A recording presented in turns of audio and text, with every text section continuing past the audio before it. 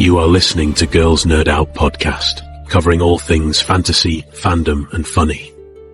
And here are Amanda and Chris. Hello, everyone. It's me, Amanda, and this is my guy, Chris. Hello. Greetings and salutations to you from me and all my people. I was hoping you would say that again. And we're really excited to talk to you about A Night of the Seven Kingdoms. We've really been looking forward to this. This is, as you probably know, in the same universe as Game of Thrones. But Chris, would you like to tell them where the story is from? It's from the Dunk and Egg novellas, which are written by George R. R. Martin, and they're very beloved, I would say. A lot of people are very, very fond of them. The audiobooks are great, by the way. I've always enjoyed those. They're actually read by Harry Lloyd, that played Viserys in Game of Thrones, Daenerys' brother. It's definitely a tonal shift. It's not as dark and as gloomy as the main series, but I mean, it's Westeros during peace times. It can't all be, doom and gloom and action packed. They do have lulls where not much happens. But exactly. Even in situations like that, though, the story's interesting. It is. Like, I kind of describe it to people, like when they're asking on a live stream, what's it like? Is it the same? And I'm like, all right, so Game of Thrones, it's like, you're an eagle and you're in the sky and you see all these grand castles and you see all this magnificence and it's big and it's Westeros or it's Essos, it's massive. Well, Dunk and Egg or A Night of the Seven Kingdoms, you're on the ground. You're a horse and you're looking at the trees and you do see castles, but you see them from the ground. And that doesn't mean it's less, it's just different. And actually, it's a bit refreshing, I think. Because the only other show we have going on right now is House of the Dragon, and that's, It had a good one season. Yeah, it had a good one season. But even that one season, I like A Night of the Seven Kingdoms so far better than even season 1 of House of the Dragon. 100%. Because it's got there's not a lot going on in A Night of the Seven Kingdoms. Yet when I'm watching it, I'm hooked the whole time. You're not, at least for me, I'm never bored. House of the Dragon, it was like, okay, can we get to whatever is happening? Because I'm kind of bored here. I completely agree. And with my ADHD, I would say it's a really great meter of what keeps attention and when doesn't. And now, course, I have not drifted at all with this. Season 1 of House of the Dragon, it eventually got good. And even though some of the episodes weren't as good as others, it had good moments sprinkled in. But as the season went on, it got better. And it's okay, stuff's happening now. Whereas, and it was pretty high stakes, not necessarily at the start, but it built up to that. Whereas this, you're just following some guy that wants to, join a jousting tourney in the hopes that maybe some lord will recognize his ability and will just give him work. And somehow I would say from start to finish, but we haven't finished yet, but from start to, the end of the episode, I was interested the whole time. I wasn't bored once. Agree. I think that's really impressive because you have to think about it. House of the Dragon has what? Dragons. So you would think, yeah, yeah. Every once in a while it does. Not a lot of continuity with those dragons, but there are dragons. And this show does not have dragons, and it holds your attention. So that in itself is incredibly impressive and very obvious. Let's just say there's nobody wandering around a castle for however many episodes and whatever he did with his mom. The thing is, A Night of Seven Kingdoms so far to me seems to it seems like a really good callback to season 1 of Game of Thrones, when they didn't exactly have a budget for like all the spectacular, because even though season 1, like, battles happen and things start happening, Yeah. they didn't necessarily have a budget for a lot of that. Mostly it was characters walking around talking to each other, and there's intrigue and mystery, and ooh, this is happening and that's happening, but it was just a lot of talking. If you look back on like the early parts of like season 1, or actually all of season 1 for the most part, I mean, they threw in some sword fights here and there, and we had a few things, but mostly it was just characters talking. But what they were talking about was interesting, and the story's kind of moving forward. And this seems to take a page out of that book, and it's characters talking and kind of walking around, and even though there's like not like an outrageous amount of action, even in the overall story, there's not. It's mostly just a tourney, where there's some melee fighting and jousting, and at one point the stakes kind of amp up. I'm not saying there's like no stakes, but it gets to be a little bit more than, hey, I'm just looking for work. Yeah, and if you want to just break that down in the most basic of ways, so if this is more entertaining than House of the Dragon, and it's not a civil war, there's not a bunch of battles, there's not a bunch of dragons, the budget's less, what does that mean? That means, first of all, it's a great story. It's very character driven. Yes, it's a great story, and they stick to the story faithfully. Also, it has incredible acting. I think the set design is very well done. And I also think the music is very well done. It's a different composer, but you and I both said we enjoyed it very much. And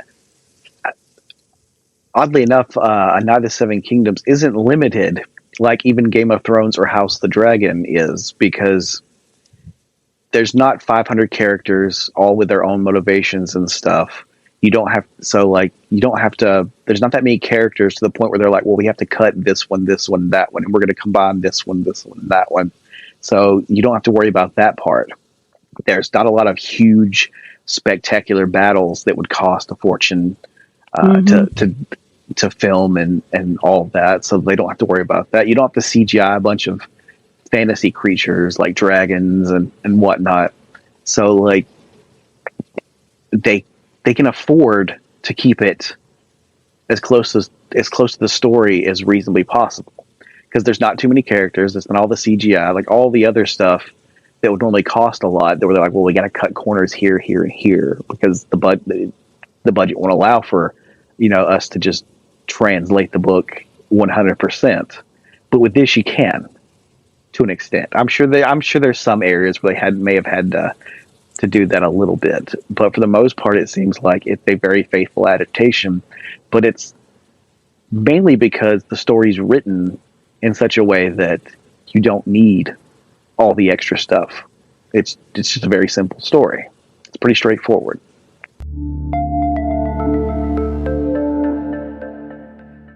So we open with Dunk, and to me, the whole first 5 to 10 minutes, it was so similar to what my imagination saw as I was reading the story. I thought that was really incredible. Yes. I mean, I think you said, what did you say? It was basically just taken straight from the page to the screen, and imagination. I don't know. You said something really cool about it. My memory is really not that great, but you said something cool. I know that. I don't remember what I said. I think I said something along those lines. It was the scene. It was like the scene just jumped off the page, because again, that's it. See, again, because of the budget, it's hard to get. You have to try really hard to mess this up. It's what do you need? We need a field, a hole in the ground, an old man to just lay there and just not, breathe heavily, and we're going to turn the water machines on to make it look like it's raining, and there's a tree there, and we got to have a tall guy that memorized his lines. Like, you don't need a whole lot. Yeah. Well, so the Hedge Night begins exactly the same way as the short story. So we have Dunk, and he's burying his former master, Sir Arlen of Pennytree. And he's burying him on the side of the hill as the rain pours down. And he has a monologue, and he's crying. And he says, "I wish you didn't die, sir," which I teared up. The acting was really, really well done. There's no one else around, so you immediately understand that this was the only person Dunk had. Yes. Because there's no one there, just the horses. And, you know, it's explained in a way that there's no words or anything. It's just like, oh God, he's alone. And you can just tell he's really upset. And I think he did a really good job of conveying that. And it's extra sad, like in the novella, when you realize, like, this guy was basically his hero. Not only from a standpoint of he rescued me from poverty when he didn't have to. I was not, you know, we weren't family. We weren't anything. And he gave me a better life than what I had. But also because, well, there's that form of it, but there's also like the kind of hero worship where he's listened to all the old man's, like, it probably heavily exaggerated stories about how great of a knight he was, and he was in this battle and he fought in this tourney, and Dunk doesn't really know any better because he's a little slow, but he doesn't know any better. So all he hears is all these grand stories about all the accomplishments this guy had. And even though it wasn't like he single-handed, like it was, they're not like the, you know, the stories and legends that most people grow up hearing about, you know, like I single-handedly, you know, defeated the Smiling Knight in single combat, or I you know, single-handedly ended the Blackfire rebellions, or even Aegon single-handedly basically conquering Westeros from Dragonback. But it's still heroic and larger than life in his mind, growing up as a child, looking up to this man, where he's like, I fought in this battle and I did this, and he's like, wow, I'm walking around with a true legend. And then he has to look down and see this shriveled, tiny, like old man, like just being buried in a ditch somewhere because he couldn't afford anything else, and in his mind he's thinking he deserved better. He deserved better than this. Even when he's like, there should be a septon here. He's like, that you know, he should at least have a proper funeral, and all he has is me, and I don't know what to do. So he just says some words and fills in the hole and moves on. He does the best he can. Yeah. Which is kind of what Dunk always does. The best he can.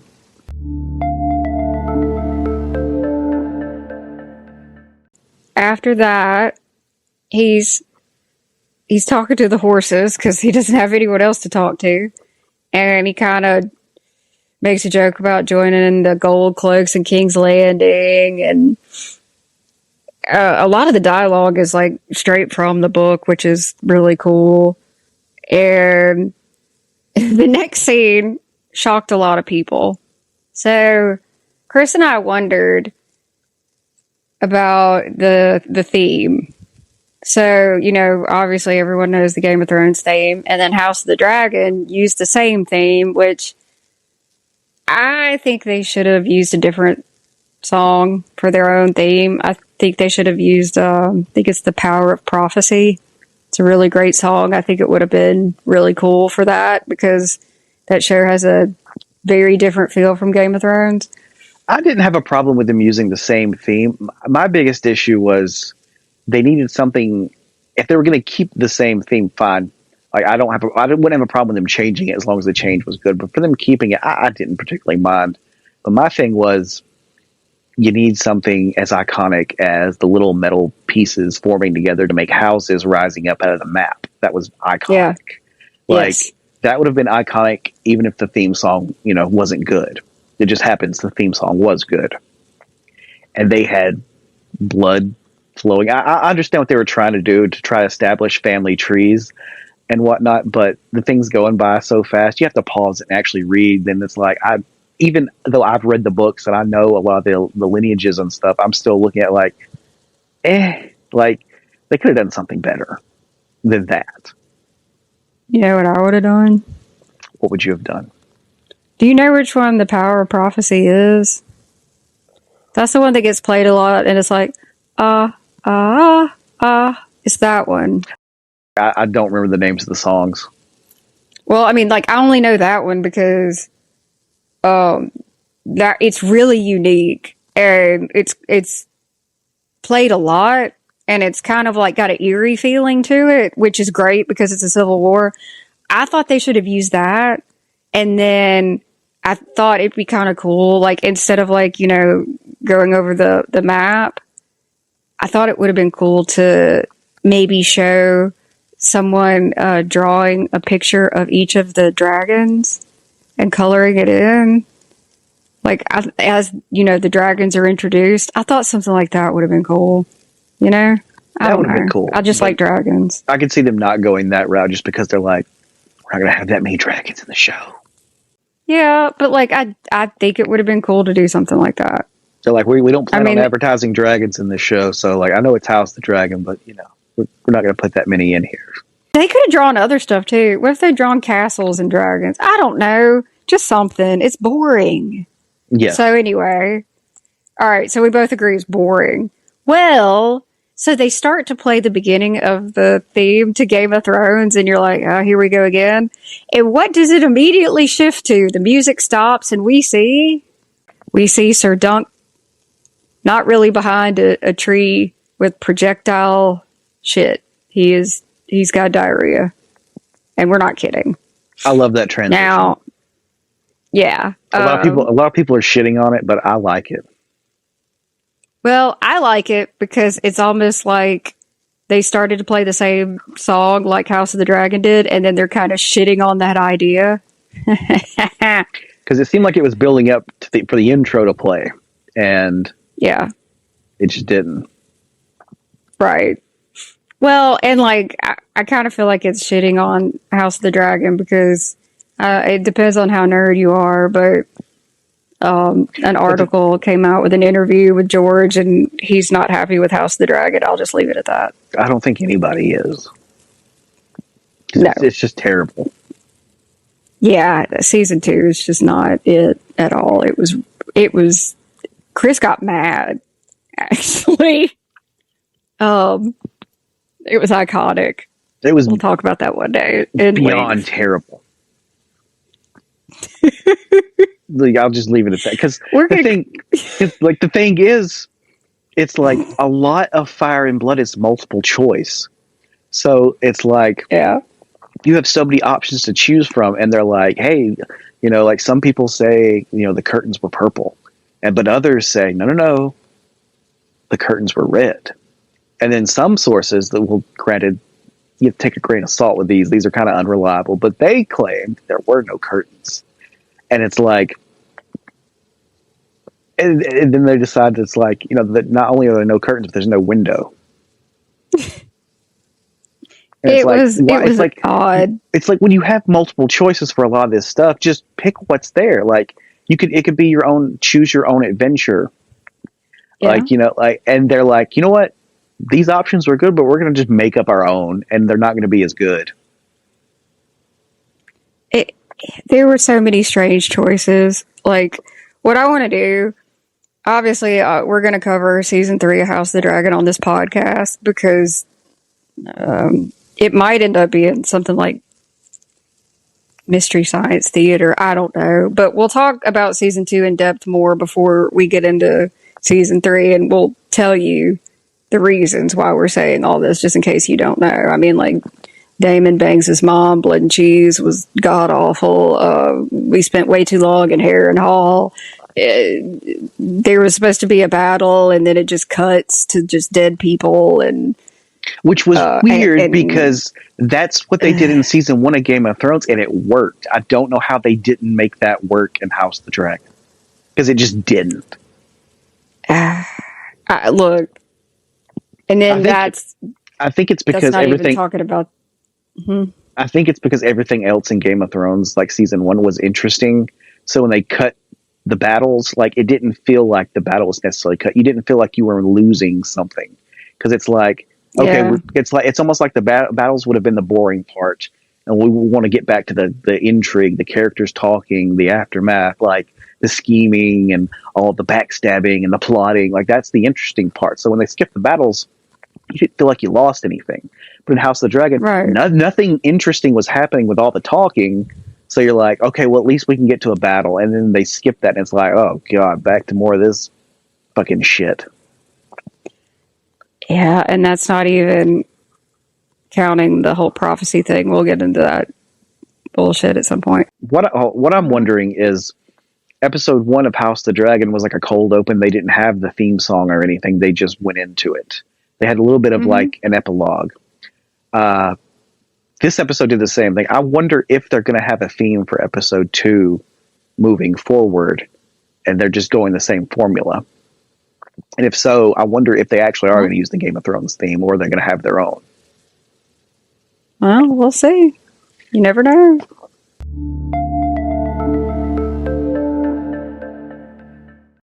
So, the next place Dunk goes is Ashford. There is going to be a big tourney at Ashford Castle. So, on his way there's an inn. And anytime I see an inn, it always makes me think of the inn at the crossroads. Yes. Always. So, which is a little more iconic in the book, but it was there in the show, kind of. It was. A lot happens at that one inn.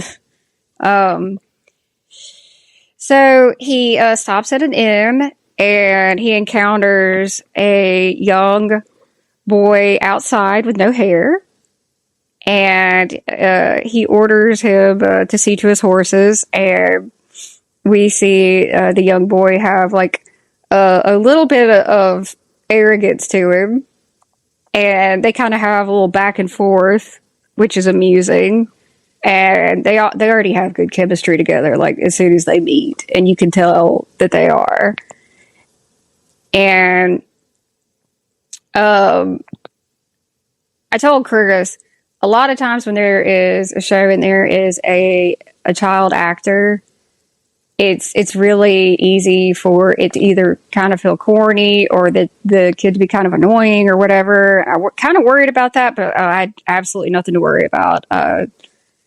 Egg is if the child actor has an important role, like a lead role or a secondary role in a movie or a TV show, they're usually pretty good.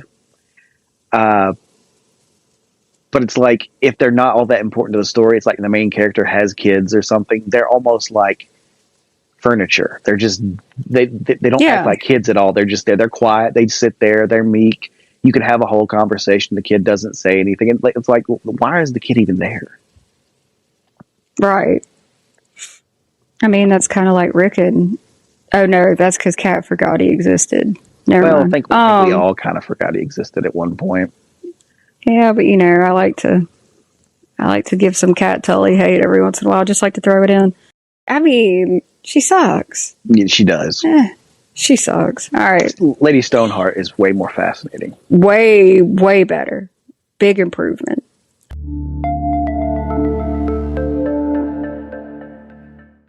So he goes inside, and I think she offers him like 2 things, and he's like, I'll have both. Because he's a big dude. He's a big dude. And we have a guy there that he's shit-faced, and he's a bit eerie, I would say. I mean, you can look at him and tell, like, he has nice clothes on. He's not like, he's not poor. He's definitely not poor. You can tell. Because he got shit all over him. Yeah. And it's very brief, but he just kind of looks at Dunk and he's like, I dreamt of you. You need to stay away from me. Does that mean he'll save Dunk from a bear? Oh, God. Maybe. Possibly. So that's kind of like, well, what's going on with him? We don't know. And so Doug's kind of puzzled by it, but I don't think he gives it too much thought. Eats, goes outside. That's where he finds Egg pretending to ride the horse Thunder. And he's like, you're lucky the damn horse didn't hurt you. Get off there. And Egg is like, I want to be your squire. And he's like, no, you are not going to be my squire. He thinks Egg is the child of the inn owner. Which is funny because as soon as he walks in, she's like, did my boy see to your horses? He's like, yeah, he did. It's like, wonder what the actual stable boy was doing. There was a child on the stairs, like watching, but I can't remember if it was a boy or a girl. And it might have been the actual son not wanting to do anything. I can't remember if it was a boy or a girl, but there was a kid on the stairs kind of hiding. So maybe that was but I think that might have been a girl. But anyway, you kind of get from the interaction, you know, he said, no, you're not coming with me. And you're like, nah, this is not the last time we're seeing Egg. Definitely. Can I just say this? Dunk, his facial expressions, everything are perfect. And Egg is one of the cutest kids, man. Like, he's so cute. And I love his voice. And you can tell, like, right off the bat that he's highborn. 100%. Like, yes. The accent's perfect. And I love little things like that. It was great. So, okay. Where we go after that? Oh, I didn't mention it, but the drunk dreamer in the end pays with a coin that has a Targaryen dragon on it. And it focuses in on that. So, I would say that's a clue. Well, that and it's gold. Dragons are only printed on the gold, so, like, obviously he's somebody. Yeah. But I thought it was cool that they zoom in on the dragon just in case you don't know, you know, that it's only a gold dragon. The thing is, I don't think the show emphasized how their currency works all that much. Like, we got a little bit in the beginning, like, you know, 10,000 gold dragons to the champion, you know, this many thousand for the runner-up, blah, blah, blah. But there's a lot more emphasis on how, you know, the different kinds of currency in the books. Like, a dragon is a gold coin and a stag is silver. And I don't quite recall what was on the copper.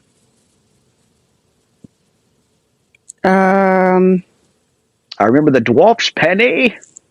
Yeah. But I don't remember what's on it. Penny and a groat. Golden dragon. There's a stag. But, like, that's how, like, you know, it's like when they say, like, you know, counting coppers. 10 stags or, you know, 10 dragons or this, when it comes to the prices, the dragons are 10 gold coins and the stags are the silver coins.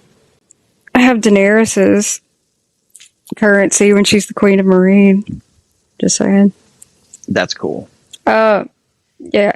I mean, you know, it's something I would have. I have it on a necklace. So it's the Shire Mint. They make all the cool coins, fantasy coins. It's a really cool, like, small business. I've got the iron coin packed up somewhere. It's probably from them.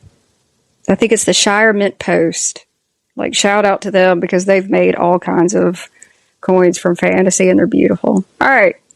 So Dunk leaves the inn and just everywhere he goes, it's very colorful. It's a lot more colorful than Game of Thrones. And I think people like that a lot. And the horses are beautiful, especially the white one that he's riding. Yeah. Just a pretty horse. Like, just very striking. Ashford is really cool. There's like tons of tents, different colors. Like, it's the whole damn set they built from the ground up, and it's really detailed. Like, I was talking to Chris about it, and I was like, even when he's like sitting for a minute, like, you notice that there's like straw kind of spread out on the floor, and then the wood that you're looking at looks weathered, and I don't know, it was just really well done. The set looks great to me. Do you agree? I agree. Okay, well, thank you. I appreciate that. First thing Dunk does is he goes to look for the Master of Games, whose name is Plumber. And he's kind of gross. He kind of hawks a loogie a couple times, which Chris and I found unnecessary. Like, of all the things people have pointed out, like, oh, the shit scene, that's what I've always talked about. That fucking loogie was worse. Like, yeah. And it was in every trailer. And I'm like, I will at least love once we get to that episode, because then it will be over. Unless that's like a reoccurring thing he does every time he's on screen, which, oh, good God, that was fucking disgusting. It was gross. He does it twice. And it happens in the first episode, so I'm like, good, we got that out of the way. Now I don't have to like, dread that scene coming up ever again. Yeah. So he kind of threatens Dunk. He asks him if he's a knight. And you want to tell him what he says? Like, it says something along the lines of, if you're caught impersonating a knight, they give you, like, they do some kind of torture device thing on him. It's called the Ashford chair. And then Dunk's like, "Are you serious?" He's like, "No." He's like, "What was it?" He said something like, "This is the Reach, not the Riverlands," or "This is the Riverlands, not the Reach," or something. No, he says we're in the Reach, not the Riverlands. I thought that was funny. Which is weird, because it's like, they aren't known to do anything like that in the Riverlands, so it's like, I don't know, it just seemed like it'd be weirder, like, because everyone picks on the Dornish, so like, it would have been funnier if he'd said, "This isn't Dorne." Yeah, but like, it's the river, it's like the Reach being bougie, basically. We're not the Riverlands. Because the Riverlands, come on, is like, the Riverlands, it's called the Seven Kingdoms, and even though like the Iron Islands don't control the Riverlands anymore, the Riverlands never gets any recognition. Because even at the end of Game of Thrones, like Lord of the Six Kingdoms, it's like, no, it could be Seven Kingdoms still. If you're not going to count the North, count the Riverlands. Like, it's because nobody wants them. It's like, because like half of that council were like Starks, and like all of the Stark kids are half Tully. Like, you'd think they'd be like, "Hey, let's honor the Riverlands for once." Nope, they're like, "We still don't care." It's just fish. It's fine. So after that, Dunk goes to find. He's looking for Sir Manfred Dondarrion, because Sir Arlen, who passed away, actually once fought for Manfred Dondarrion's father. So the whole thing is like, I need to find Sir Manfred, because hopefully he'll remember Sir Arlen and vouch for me so I can be in the tourney, because he needs somebody to vouch for him. And if that name sounds familiar, it's because of, in Game of Thrones, of Beric Dondarrion. The Lightning Lord. Is the Lightning Lord. And in the books, he's described as being very, very handsome, and I believe Sansa's bestie had a thing for Beric in a Game of Thrones, I think. Who is that? Was it Jane Poole? Yeah, Jane Poole. Which is weird. Yeah, pretty sure. Yeah, I think Jane Poole has a crush on him. He was like 22 years old, in the sense like, ew, he's old. Yeah. Like, she's over there, wanting that old man. Yeah. And it's crazy, because it's like, he's mentioned or whatever, and he's just, this nice looking knight or whatever, and then like he ends up becoming the Lightning Lord. Is kind of wild. So yeah, so this is House Dondarrion. Okay, so Dunk comes across a couple. Okay, I'm not calling them camp followers, because we're at a tourney, so I've been calling them tourney opportunists, and people seem to find that funny. They actually do have names. There's Red, and the other one is, I think it's Beony. It's Beony. So it could be Beony, but I think it's Beony. Anyway. That might be like George likes to spell things weirdly, but pronounce them like in way like John is Jon. Yeah, there's quite a few. There's quite a few terms like jailer.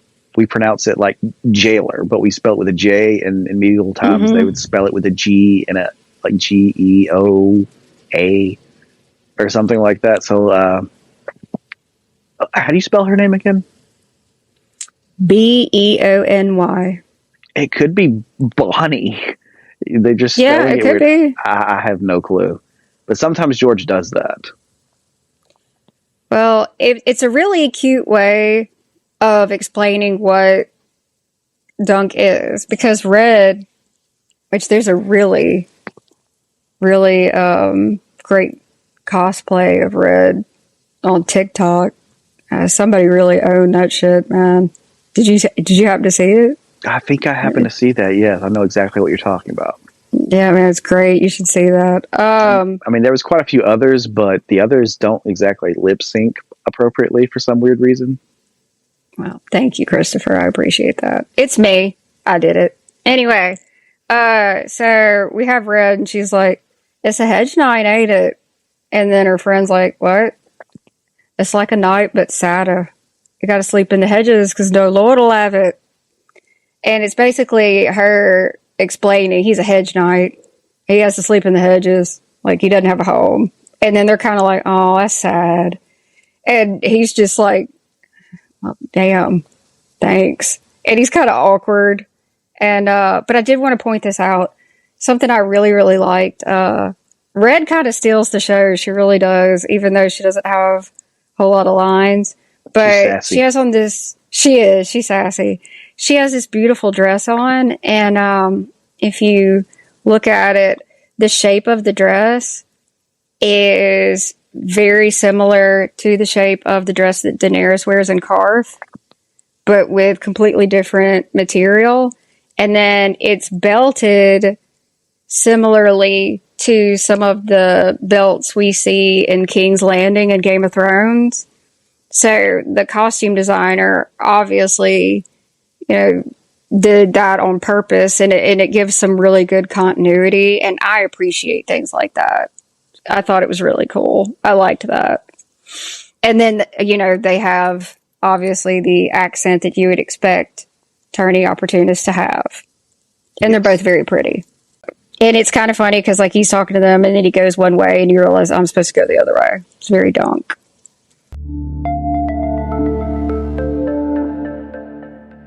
After that, he ends up meeting a couple Fossaways. And we have Sir Steffan Fossaway, and he's trading with his cousin and squire Raymond Fossaway. Steffan Fossaway is an asshole. Raymond is nice. And I don't know. Didn't we talk about this? I don't remember at what point the Fossaways split, but there's, I think, green apple Fossaways and red apple Fossaways. I don't recall when the split happened. It's either during the Dance of Dragons or I want to say during one of the Blackfire rebellions. I can't remember. I think it's during the Dance with Dragons. It's when one half of the family supported one side in the Dance with Dragons and the other side supported the other. During the Dance of Dragons, House Fossaway supported Aegon II and the Greens. The red apple of the Fossaways was spotted by Sir Duncan the Tall at Ashford. Steffan and his cousin Raymond both attended the tourney at Ashford. So that would mean these are red apple Fossaways. Both of them are red. The red seat is Cider Hall. Okay, the green apple ones, their seat is called New Barrel. And the origin of this branch is from 209 AC when Raymond participated in the tourney at Ashford. Oh shit, Raymond took a different side than his cousin, Sir Steffan. Shit, they split at Ashford? Okay, I wasn't sure if they had split yet or not. No, they haven't split. Raymond painted the apple on his shield in green. Yes. Okay, so this is the origin of that. I knew it was doing Damn. something. I was just thinking it was something a little less Yeah. trivial. Raymond stated that he preferred to be green than rotten. Now I remember that. Yeah, hell yeah. All right, well, I love that. I was with you. I thought that was during the dance, but no, because there's a lot of splitting, and one goes one way and one goes the other. But yeah, no, apparently it's going to happen here. Interesting. Okay, so I guess that means, if anybody ever asks me which false away I prefer, I'm going with green. Because Stefan's an asshole. Yes, he is. Okay. All right. Basically, Stefan wants to fight Dunk. And his cousin Raymond is like kind of looking at him like, man. And then Dunk's like, nah. And Raymond tells him like that Stefan's just basically trying to injure anybody he can. Give himself advantage, and it's an asshole thing to do. Yes. Right. Not very confident. Right. So he looks a bit defeated, like nothing really great's happened, and he's like, oh, this is great. And he decides to find a place to make camp. And obviously he's not with any lord, so he goes and he finds a tree. It's a tree by the river.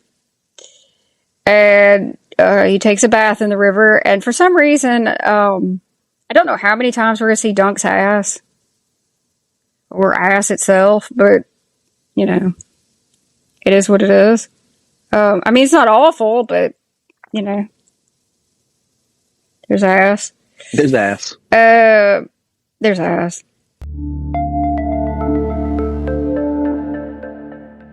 So he goes back to the camps at night, and he's again trying to find Dundarian, and he comes across Red and her friend again. And this scene's really interesting to me because it kind of shows the dark side for a minute without getting too dark. So they're turning opportunists. It's like a portable brothel in the tent. And there's this one chick laying like completely like on this, I don't know what it's kind of like a table, and she's not moving. And I was like, is she dead? And Chris is like, I don't know, she might be dead. And then it cuts to the scene, and she has the rocks with the painted eyes on her eyes. And I was like, oh shit, she's dead. And like Chris was like, oh yeah, because that's something that is requested. And I'm like, oh god, they got a dead girl so some sicko can bang her. And that's when she moves. And I was like, oh shit, it actually scared me when she moved. And but that's what she's doing. She's acting dead. Because that is apparently a common request. Which it's an odd bit of continuity, but in Game of Thrones, Baelish talks about how he gets requests for dead girls. He said, all desires are valid for a man with a full purse. Yep. So there's some continuity for you. Sick people are sick, no matter what the time. Which would be like, honestly, would be the easiest way to do that if you were a camp follower, because you just gotta lay there. It's like you don't have to fake. You don't have to fake anything. You just lay there and like do your taxes in your head or whatever. Go over your grocery list, whatever they normally do, but normally they have to like fake enthusiasm. That'd be easy. You just trying to fall asleep and try not to snore.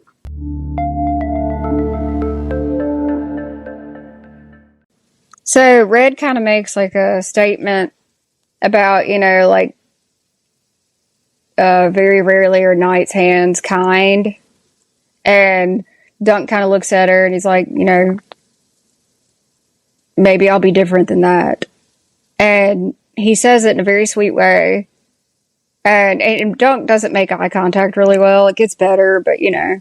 And she kind of gives him a look, and she tells him, you know, basically, be careful with your body night. You know, it's the last one you're like to have. Which is, like, you know, kind of foreshadowing. Yeah, because, like, she's seen enough tourneys to know, like, even though, like, they use the blunted tourney swords and all the other stuff, like, people still get injured. Yeah, and he was so honest, and, like, you could just, he's different. And even Red picks up on it, because he is. He's different. And that's why she kind of, they're picking at him. And then when he says, you know, maybe I won't be like that or whatever, and she gives him like a second glance, and she's like, "Be careful." You know, it was sweet. It was a good scene. Again, Red's great. Like, she steals the scene she's in. I have a feeling her part wouldn't have been as noticeable if it was played by a different actress. She did a really good job. Yes, she did.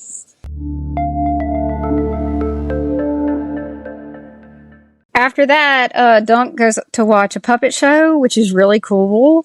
Because as soon as you see a puppet show, you're like, oh my god, here she is. Tanzell Too Tall. And she's doing like a really cool reading. And then like there's this dragon puppet that is really badass. I thought it was cool. I saw like a clip of that in the trailer. And there was quite a few people in the comments like, that dragon looks so fake. And I'm like, if you pause it, you could see all kinds of people's feet sticking out. Like, it's clearly not supposed to be a real dragon. People thought it was supposed to.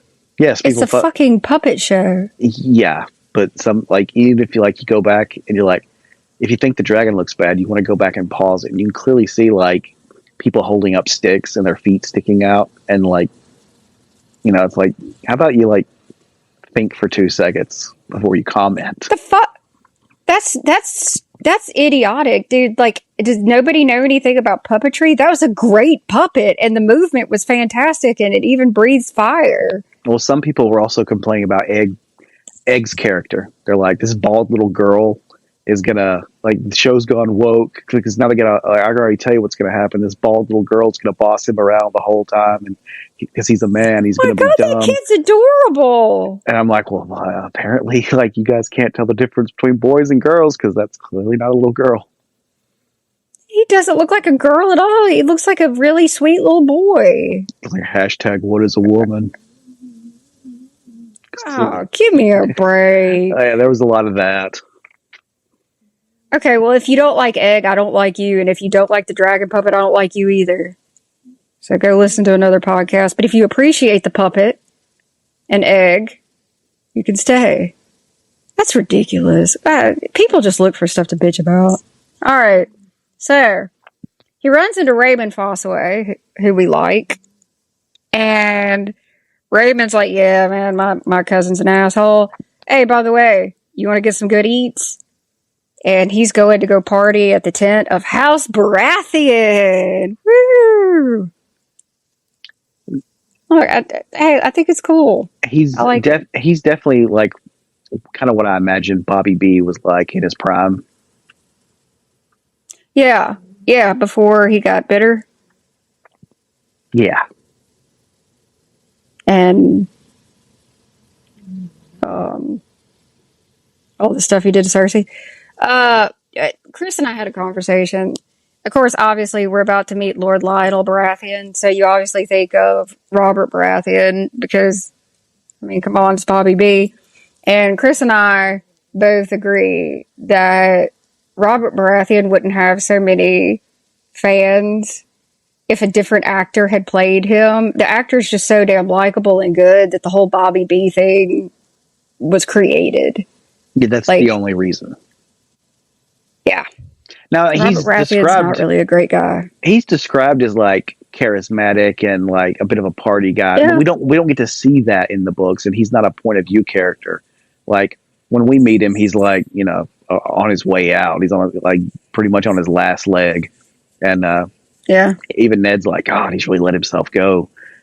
but like through other people talking about like how Robert used to be, like we this is the image we kind of get, but the actor that played him in the show like carried that on a bit more and showed us. Yeah, I mean, breastplate stretcher, and I love that scene. Before I piss myself and all that. Yeah. I love how Ned's like, maybe we should have one invented. Yeah, true. Yeah, he's got a bit of a belly. But Bessie liked it. So this seed is great. Dude, everybody loves Lionel.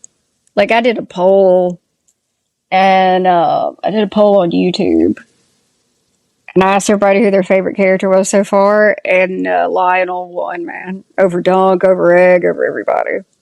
He steals the show. You go in the tent, and he's got his antler crown on, and the damn antlers are massive. Massive. They're so tall. And, which is epic. I mean, it's just exactly what you want to see. And he's just kind of lounging around, and, I mean, it's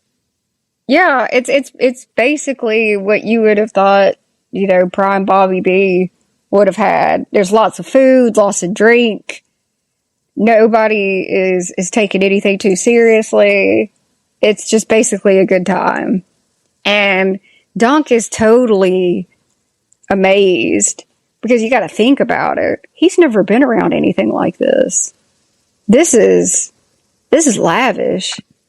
Even though, like, it's at Attorney, there's all kind of food that he's probably never even seen food like that. I mean, I doubt it, So he's looking around and he's like, oh my God. And, they actually put seasoning in their food.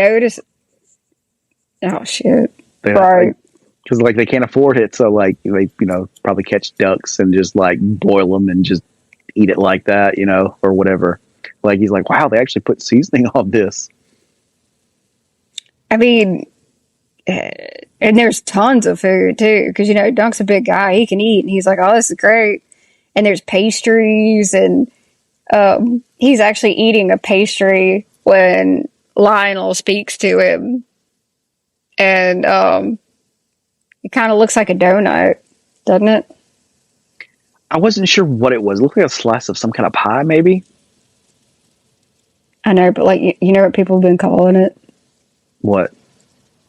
Dunkin' Donut. Oh, Dunk's okay. Donut. Okay.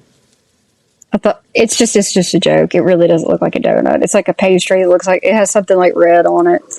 Anyway, he's very much enjoying it, and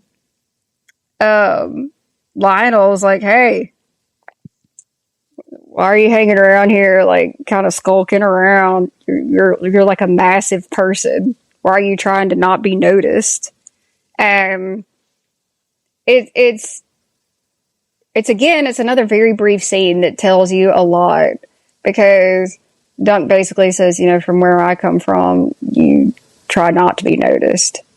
And Lionel obviously knows where he's from. He can tell from his accent, and also by the way he's dressed, And it's, again, you're getting background, you're getting information. It's like, Dunk's never had anything really, not much at all. And he's there and he's seeing all this stuff. So yeah, even though he's tall as hell, he's still trying to not get noticed, because it's just an automatic thing for him. Because, I mean, these are people that I'm sure Sir Arlen told him, if you're around a lord, you better look down on the ground and, don't start any trouble. And, that's just kind of how you're Hedge Knight. You're not just like, hey, how's it going? Yeah, in the trailer, Dunk and Egg have that conversation where he's like, why do you treat them like they're your betters? He's like, they are my betters. Yep. Okay, so Lionel like ends up talking to Dunk quite a bit, and I was talking to Chris about it, and I was like, it's one of those things where I mean, it's Lionel Baratheon. The dude's got lots of money, and he's been to plenty of tourney, and he's seen all these people before. And then here's this we looked it up. He's 6'5" guy, and Dunk is very honest. That's just how he is. And he's not trying to be honest. He just is. And I think that's why Lionel enjoyed talking to him. I mean, hell, they're dancing and, Lionel's being silly and stuff. And then, hell, Dunk even ends up wearing Lionel's stag crown. And they're talking and, I was like, do I have any chance to win? And Lionel's like, nah. It's really funny. But, I mean, it is. And I would assume Lionel probably has a lot of yes people all around him. And I think he finds Dunk's honesty refreshing. Yes. Or amusing, I'll say. A little bit of both, probably. So, yeah. Plus he's drunk. He's drunk. Yeah, he's real drunk. So, after the party, he catches Manfred Dondarrion. And he says he doesn't remember Sir Arlen of Pennytree. And it you can see the hurt on Dunk's face. And it's not just because he's not going to vouch for him. It's because, from Dunk's perspective, he's heard all these stories and stuff, and it's he was a legend. How do you not remember him? It's kind of a slap in the face for him. I mean, it'd be like if you're talking about your dad and be like, my dad fought for you. He took wounds for you. Do you remember my dad? And the guy's like, nah, I don't know who the hell you're talking about. Get out of here. That's a kick in the nuts. Horribly.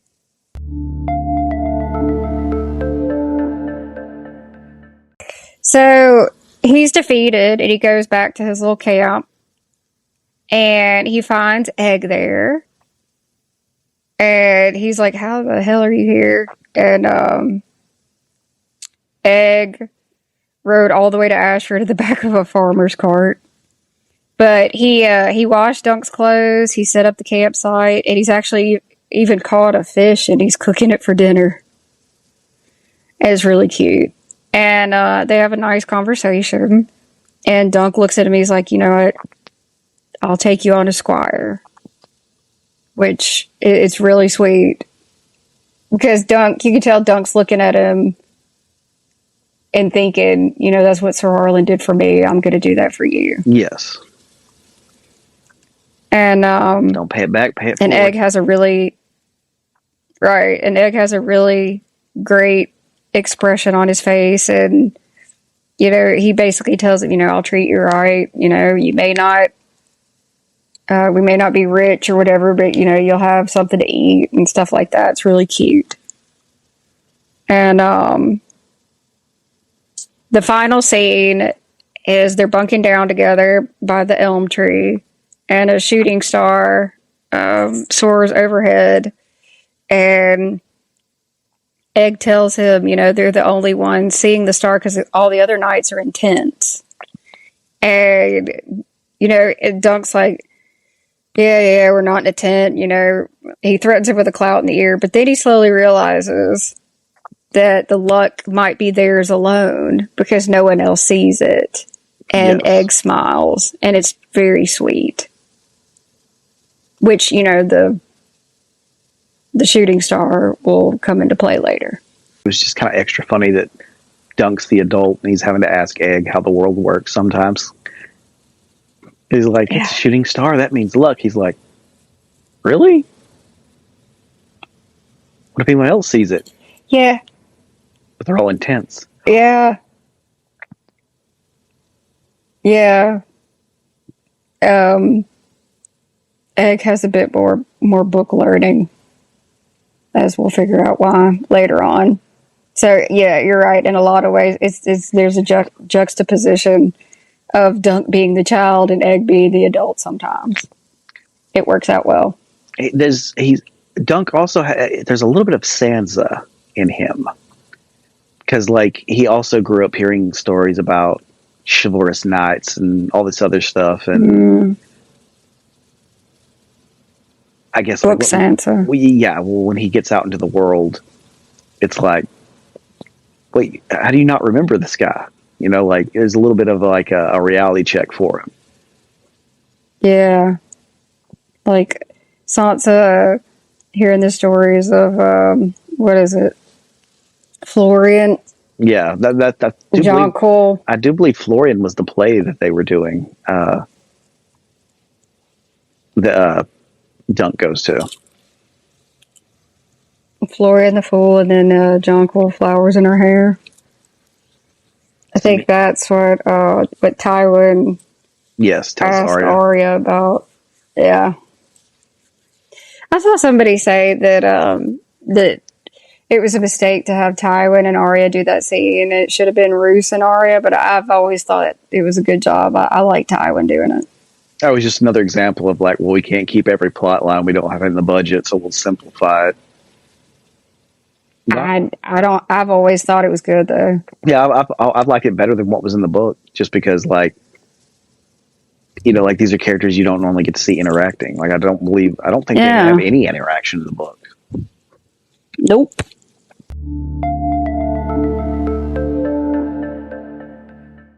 I thought it was great. 9 out of 10. What do you think? I'd probably give it a 9 out of 10 as well. I mean, like, because it's very rare for me to give anything a 10 out of 10. You want a 10 out of 10 for me? Yeah. Let me be an extra. Let me be a fucking extra. I'll give you a 10 out of 10. Right. Hey, look, everybody thinks that. They just don't say it. I say it. I'll be a camp follower. I don't care. Just put me in the back. Yeah, I'd love to be like a crowd member number 12. You can see the top of my head almost. Almost, yeah. I'd be like, I'm hoe number 4. Look at me over there. I just bounced up and down. That's all you saw. It'd be great. Totally do that. That's quite the sight. Oh, Jesus. Yeah, this is where I debate if I cut that or not. If you hear it, congratulations. I didn't cut it. You don't want to debate me. I'm a master debater. Oh, fuck. All right.